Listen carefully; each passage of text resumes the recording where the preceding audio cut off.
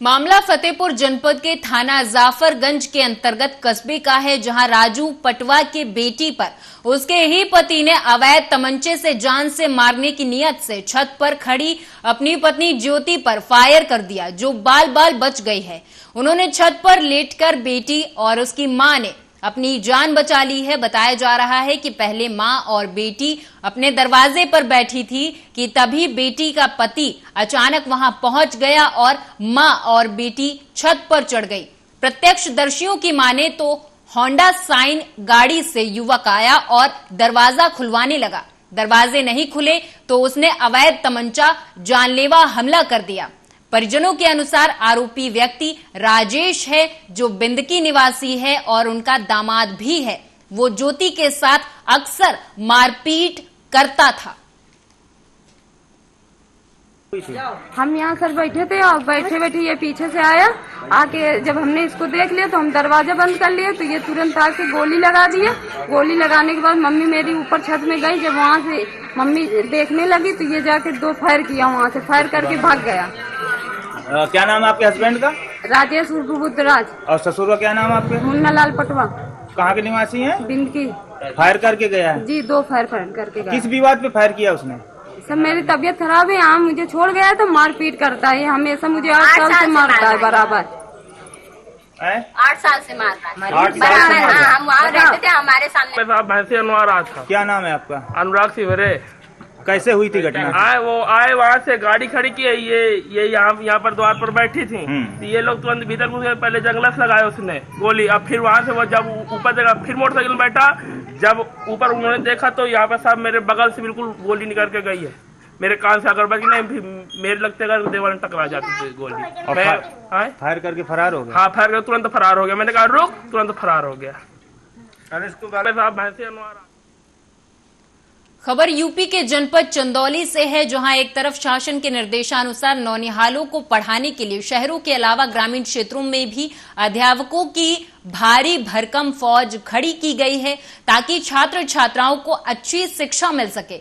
लेकिन कहीं ना कहीं अध्यापक खुद शासन के निर्देशों की खुलेआम धज्जियां उड़ाते और नियमों को पलीता लगाते नजर आ रहे, जिसका प्रमाण चंदौली जिले के शहाबगंज विकास खंड में देखने को मिला, जहां अध्यापकों का विद्यालय न पहुंचना अधिकारियों के लिए भारी पड़ रहा। आपको बता दें कि शहाबगंज विकास खंड के अर्जी कला प्राथमिक विद्यालय पर प्रधानाध्यापक के पद पर तैनात चंद्रशेखर सिंह और सहायक अध्यापक शिखर सिंह पहले 7 साल से नियुक्त हैं, लेकिन उनका आना जाना केवल महीने में 1 दिन ही होता है और हाजिरी लगाने के बाद गायब हो जाते हैं। ऐसे में विद्यालय में पढ़ने वाले छात्र छात्राओं का पठन पाठन बाधित हो रहा और अध्यापकों के इस रवैये से बच्चों के अभिभावक भी बुरी तरह परेशान हैं। वहीं अध्यापक के स्कूल ना पहुंचने की शिकायत के बाद जब खंड शिक्षा अधिकारी अजय कुमार मौके पर पहुंचे तो गुस्साए ग्रामीणों ने उनको बंधक बना लिया और गायब रहने वाले शिक्षकों को निलंबित करने की मांग करने लगे। जहां बीईओ ने लापरवाही करते हुए अध्यापकों के खिलाफ कार्रवाई का आश्वासन देकर किसी तरह मामला शांत कराया। वहीं ग्रामीणों ने विद्यालय भवन में ताला जड़ दिया और कहा कि पिछले कई सालों से ये रवैया देखने को मिल रहा है और कई बार इसको लेकर विभागीय अधिकारियों से भी कहा गया है, लेकिन विभागीय अधिकारियों के द्वारा कोई कार्रवाई नहीं की गई। वहीं ग्रामीणों ने स्पष्ट रूप से कहा कि अगर लापरवाह अध्यापकों के खिलाफ कार्रवाई नहीं होती है तो तालाबंदी के साथ ही आगे उग्र प्रदर्शन करने के लिए हम बाध्य होंगे। मेरे द्वारा संज्ञान में कल लाया गया था तत्काल खंड शिक्षा अधिकारी साहबगंज को मैंने मौके पर जाकर उसकी जांच पड़ताल के लिए भेजा। जब वो मौके पर गए थे, ग्रामीण वहाँ उपस्थित थे, उनके द्वारा बताया गया कि पसंदीदा शिक्षक के द्वारा बताया गया कि 18/7 से वो शिक्षक अनुपस्थित था। मैंने उनकी खंड शिक्षा अधिकारी किया और उनको दोनों शिक्षकों को मैंने तत्काल निलंबित कर दिया है। सर एक चीज बताइए, अभी अभियान चलाया जा रहा था, ऊपर से जो आपके हेड है विजय केवलानंद जी, उनका भी निर्देश था, आप लोग लगातार चेकिंग कर रहे हैं, फिर ऐसे कैसे हो जा रहा है कि 7 साल में कोई अध्यापक नहीं आ रहा है, कोई एक दिन आ रहा है, अटेंडेंस बना रहा है, सैलरी ले जाता है, कैसे हो पा रहा है? नहीं, ऐसी बात नहीं है कि 7 साल में नहीं आ रहा है। मतलब ये उसके बारे में शिकायत की गई है कि उसके द्वारा कंटिन्यूअस नहीं आता है। क्या नाम है आपका?